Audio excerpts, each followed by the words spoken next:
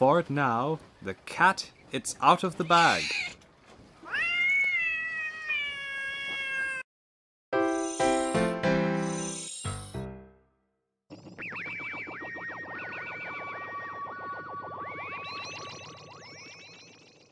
Hello and welcome to What's in a Word, the show where we look at words and phrases and explain where they come from and what they mean. Today we're looking at the really common idiomatic phrase, the cat is out of the bag. For anyone who doesn't know the phrase has a few uses. For example, when a lie has been found out, someone might say the truth is out in the open, or the cat's out of the bag. And it's also used when something is revealed, like the twist in a story or some information. So it's a pretty useful phrase, but where does it come from? Most books and people will tell you that the story came from the days of the British Empire when the Royal Navy would be sailing all around the world, transporting goods and fighting the Frenchies. In those days, like today, discipline was important on any ship, so the officers had a whip for keeping the men in line. The whip was called the cat o' nine tails and was a pretty deadly device, and it was apparently stored on the top of the deck in a big red bag. So when a poor sailor was caught stealing or disobeying some order, they were made an example of, and the cat literally came out of the bag. This is the story that I've always heard, but apparently there's an other possible origin story for the phrase. In the Middle Ages in Europe, there were times of shortages of meat, but no shortages of cats and dogs. So a common scam, known as the pig in a poke scam, I know it's a really strange name, but it was created. In the scam, a customer at the market would think they were buying a suckling pig in a sack, but would actually be sold a much less valuable cat. The trick wouldn't be exposed until the sack was open, and the cat was literally out of the bag. Both of these origin stories are disputed, but personally I think the story about the sailors being whipped is likely the right one, although apparently there's little evidence to suggest that sailors ever used this phrase.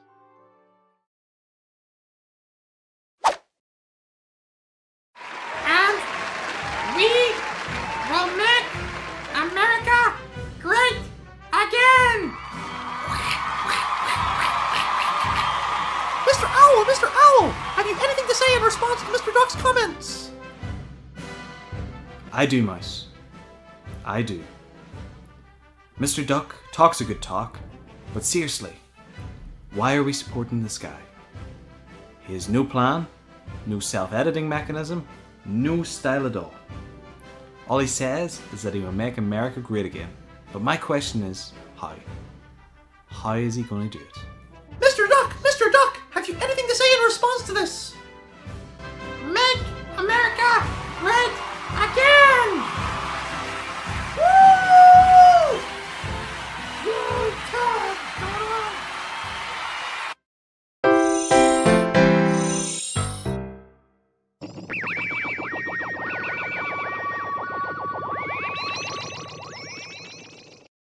Hello and welcome to What's in a Word, the show where we look at common words and phrases to find out what they mean and where they come from. And today, we have a very special episode, where we're going to look at the phrase, Make America Great Again.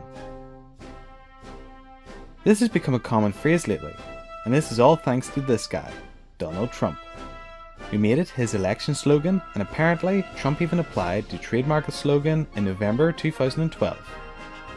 But Trump isn't the origin of the phrase. In fact, the slogan was first used by another president, and because of this, we need to travel back in time to the 1970s and 1980s.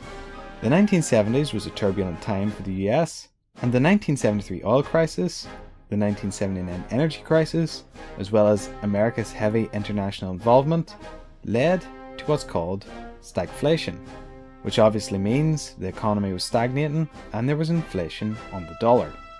So you can imagine because of this, Americans weren't very happy with the federal government and its policies. Because of this, during the 1980s election, Ronald Reagan made a speech stating that he would make America great again, and thus in 1980, the American people expressed their unhappiness with the federal government and its policies through the election of President Ronald Reagan, which at the time was actually very controversial. Here in the UK, the news and various TV shows said similar stuff about Reagan as they're saying about Trump today. For example, my dad was telling me he remembers a series of skits on TV about Reagan called something along the lines of "the president has lost his brain."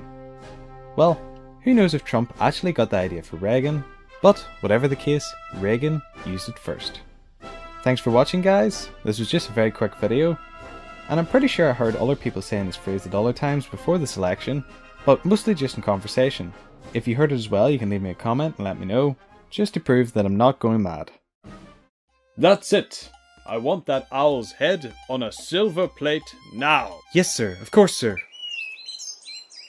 Good work, men. What's up, Perfectus? You were meant to take the head off first.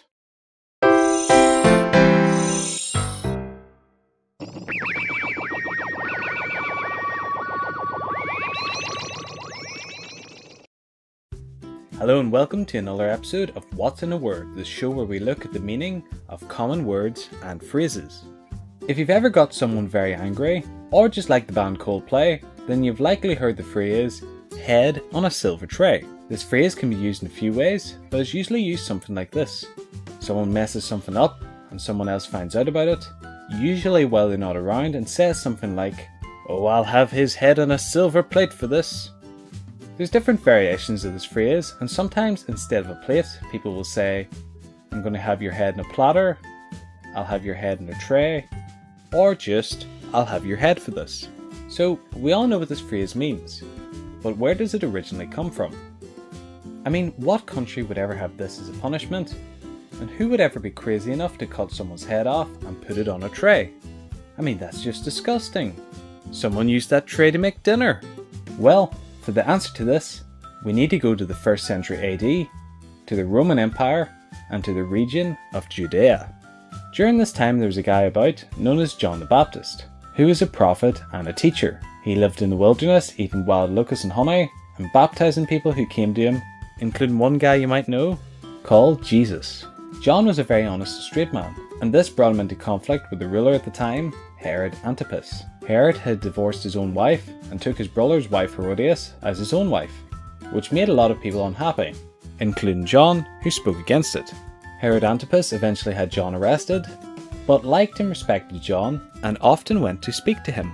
Meanwhile, his wife Herodias hated John and waited for her opportunity to have him killed.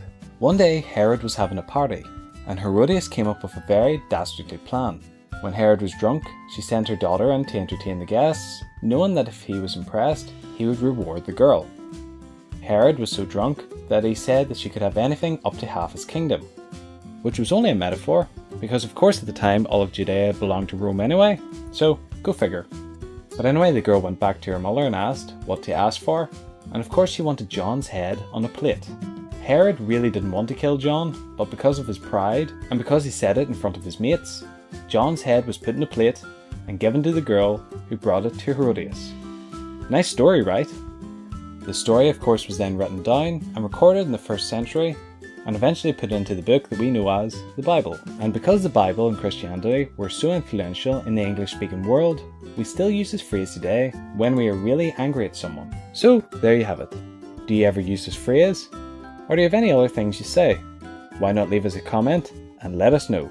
If you have any suggestions for future videos, you can write us a comment. We would love to hear from you. And once again, thanks for watching. So, where are you heading?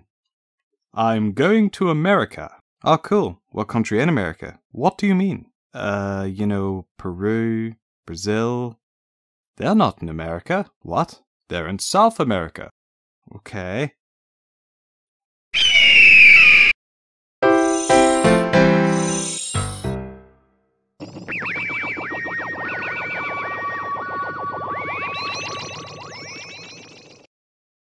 America, the land of the free.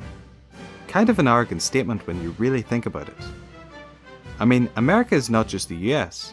It also includes loads of other countries like Canada, Mexico, Argentina, and yet the only people we call Americans are the people from the US.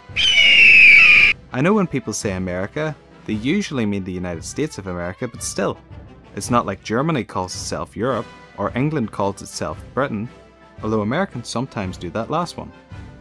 So why is America called America?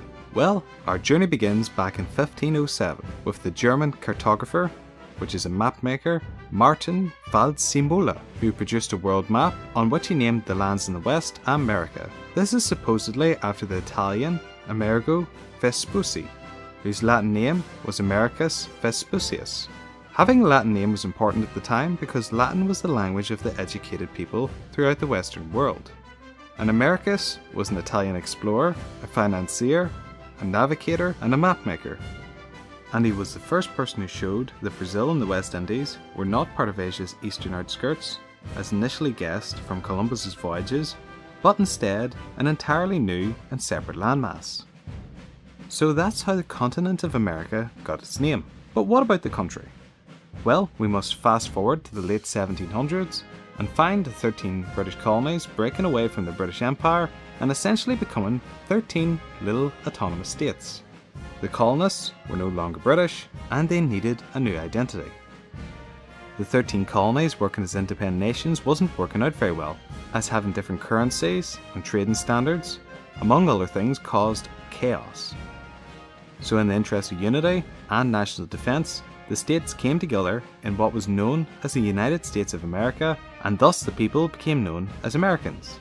Which was not a problem, as the rest of the nations in the continent, apart from the native nations, were still controlled by colonial powers. It may seem surprising, but no one is really sure who came up with the phrase United States of America. Most people believe it was likely Thomas Paine, Thomas Jefferson, Alexander Hamilton, Benjamin Franklin, or possibly a guy named Oliver Ellsworth who first coined the phrase. The American National Archives said the first formal use was by Thomas Jefferson in his first draft of the Declaration of Independence, but this was taken out in the final draft and replaced with the unanimous Declaration of the 13 United States of America. So that's that. In a nutshell, the reason America is called America is it's named after an explorer, and the reason people from the US are called Americans is that they claimed the name first. If you come from another country which calls Americans by a different name, or if you have some interesting things to point out, why not leave us a comment, as I love hearing from you guys. Thanks for watching. Top of the morning to you. Hello? You see here, that's a wild place for you to put that there. What? Are you an idiot? Stop footering about and get that there down. You're nuts, I'm just gonna go now. Don't you turn your back on me, them's fighting words. Many a man's mouth broke his nose. Ah, me lucky charms!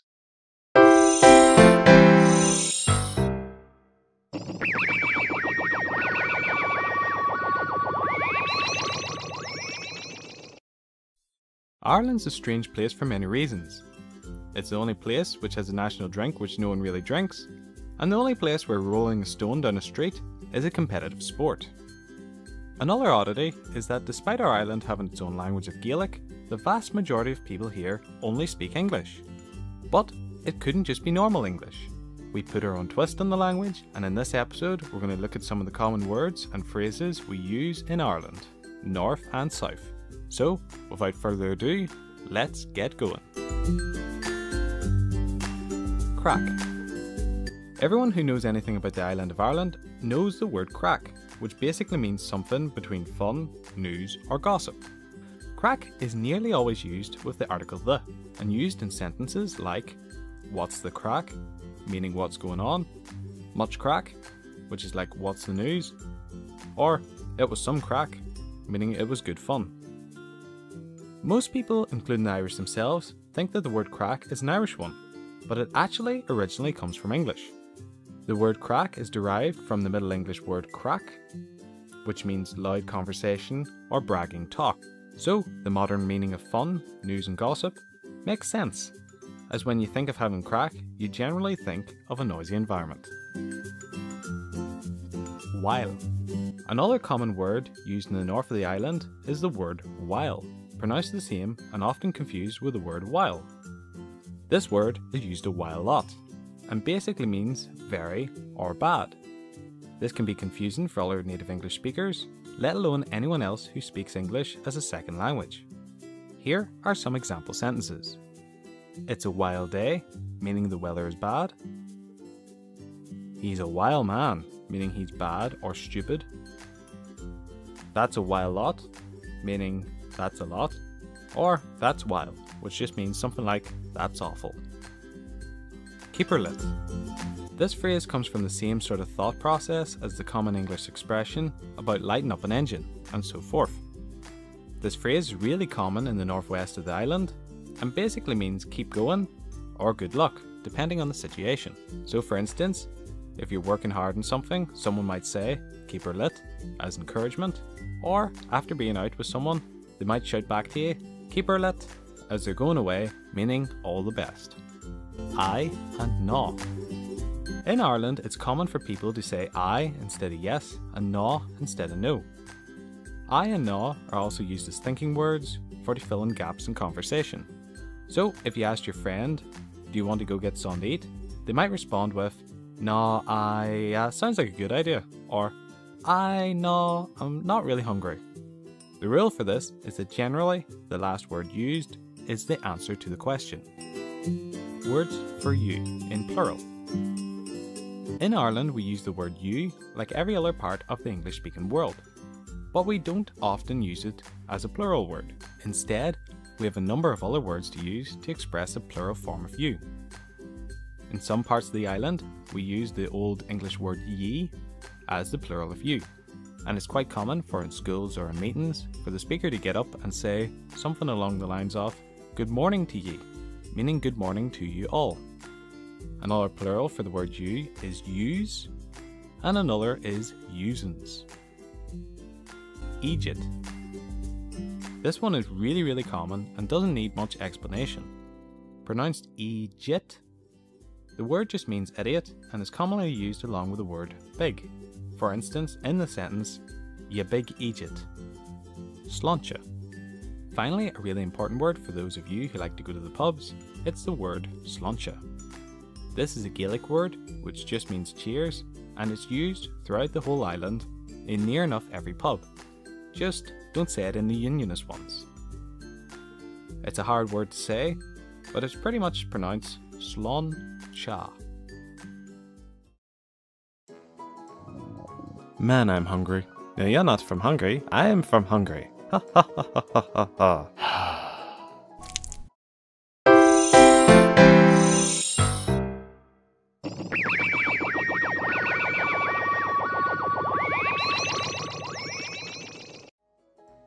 I love Hungary. I've been there 4 times and met some really nice people. The country's full of history and culture, and the language is very interesting. One of the things I found interesting about the country is the fact the name in the Hungarian language is nothing close to the word Hungary, and Hungarians actually refer to their country as Magyarország.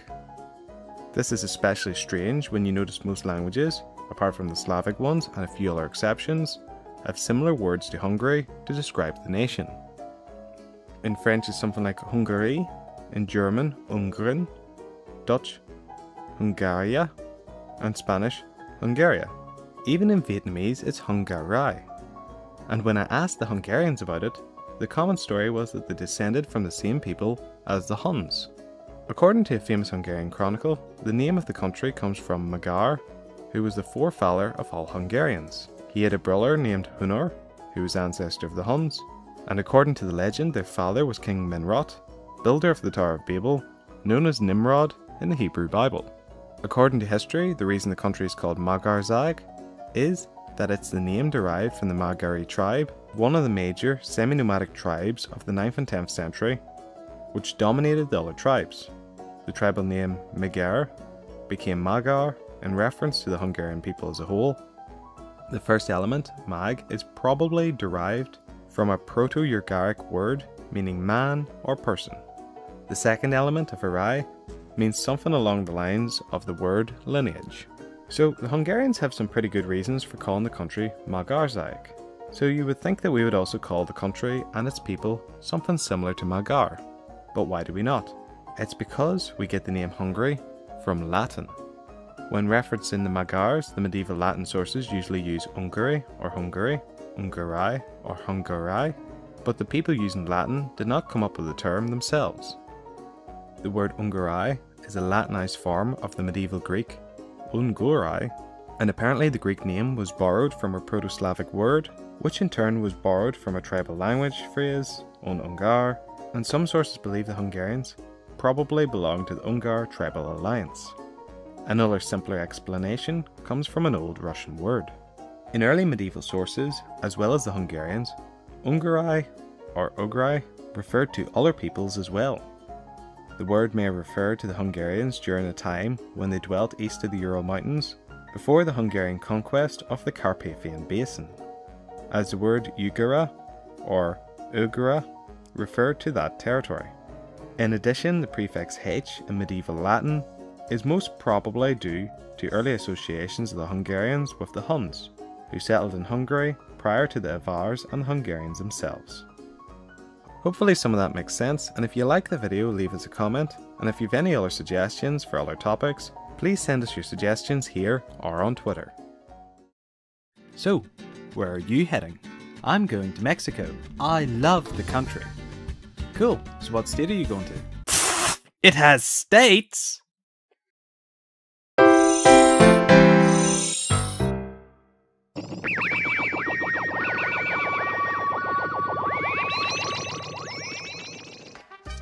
Believe it or not, Mexico's official name is actually the United Mexican States, and Mexico is made up of 31 states in a federalized government. Despite being a massive nation of about 130 million people, making it the 10th most populated country in the world, people in the English-speaking world don't really seem to know this fact. Like the US, Mexico was a colony of European power, aka Spain, and until 1821 was known as New Spain. But after declaring independence, it became a constitutional monarchy with an emperor, but this only lasted 2 years before a new form of federal government was brought in. This new nation was named after its capital city, Mexico City, which was originally founded in 1524 at the same location as the Aztec capital. Naturally then, Mexico City was named after the old town, but interestingly, the original meaning of this name is not known, though we do know it's from a native language, and there are lots of theories about where the name came from.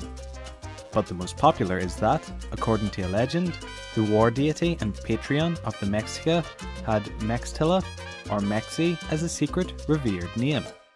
A little bit like how the ancient Hebrews had the name Yahweh as an unspoken name for God, although not just quite the same. Mexico then would mean place of Mexi, or place where Mextila lives. Although there are other theories which state that it's also possible that the name came from a type of plant found in the area, or the word for moon. So, in conclusion, Mexico's proper name is the United Mexican States. It's named after Mexico City. Mexico City was inhabited by the Mexica, who possibly named it after their god of war. Ah, Austria, the land of culture. I feel right at home here. Eine feine Tasche Wien, bitte. Es tut mir leid, aber ich verstehe dich nicht. Eine feine Tasse Wien, bitte. Just get me a Coke.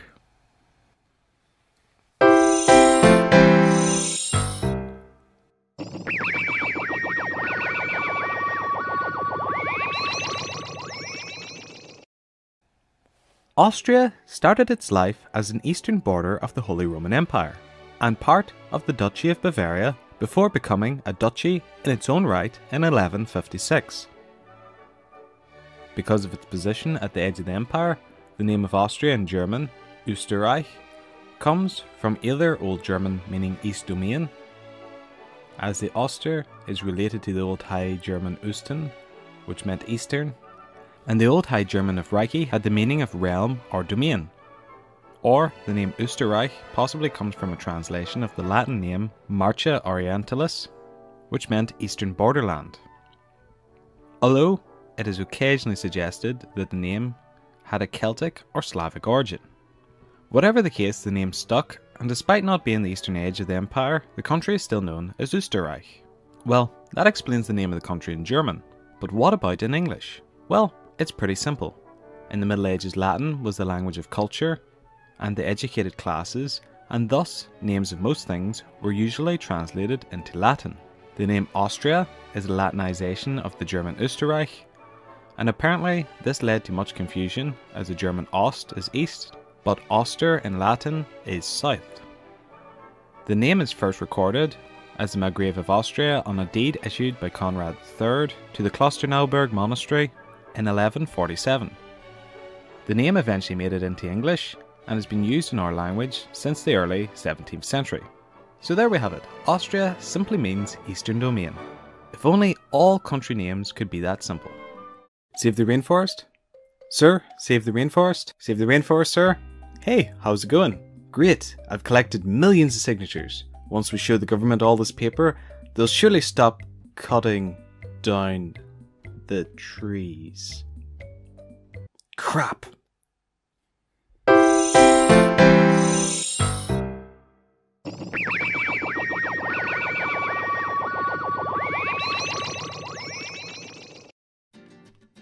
Brazil has been in the news quite a lot lately, thanks to the Olympic Games in Rio, among other things. And this got me thinking, why is Brazil called Brazil? Well, it all goes back to the colonization of America in the 16th century. When it was first discovered, Brazil was originally called the Island of the True Cross, likely because of the Feast of the Cross, but it was quickly renamed the Land of the Holy Cross upon realizing that Brazil was clearly not an island. Many of the first people to arrive on the continent were merchants looking for ways to profit from the newly discovered resources available, and one of the most lucrative finds was actually a tree, which became known as a Brazilwood tree. This tree was discovered to produce a red dye, which was said to resemble the embers from a fire. Because of this, the Portuguese named it Pau Brazil, or something along the lines of ember stick, and Brazilwood trees became such a large part of the exports and economy of the land that it became closely associated with the country that grew up around it. As in the past, dye came from India and was very expensive. From 1502 to 1512, the Portuguese claim on the area was leased by the Crown to a Lisbon merchant conglomerate for commercial purposes. The group set up a widespread enterprise along the coast, focusing on the harvesting of Brazilwood, apparently harvesting some 20,000 quintals, which is over 1,000 tons, within the first 4 years. Because of this, everyday people just referred to the region as Brazil, and the name soon stuck. The first official use of the term appears in 1516, when King Manuel of Portugal appointed a governor of the parts of Brazil. While the Brazilwood root of Brazil is generally accepted, it's been occasionally challenged. Among the alternative theories is that it's named after the legendary island of Brazil, a common seafaring tale which possibly had Celtic origins. But this theory is usually disregarded. So to summarise, Brazil likely gets its name from the Portuguese for ember because of a common tree, and the name is pretty much the same in Portuguese as it is in English. I knew it! My hypothesis was correct. No, don't touch that! Oh no, they're mad!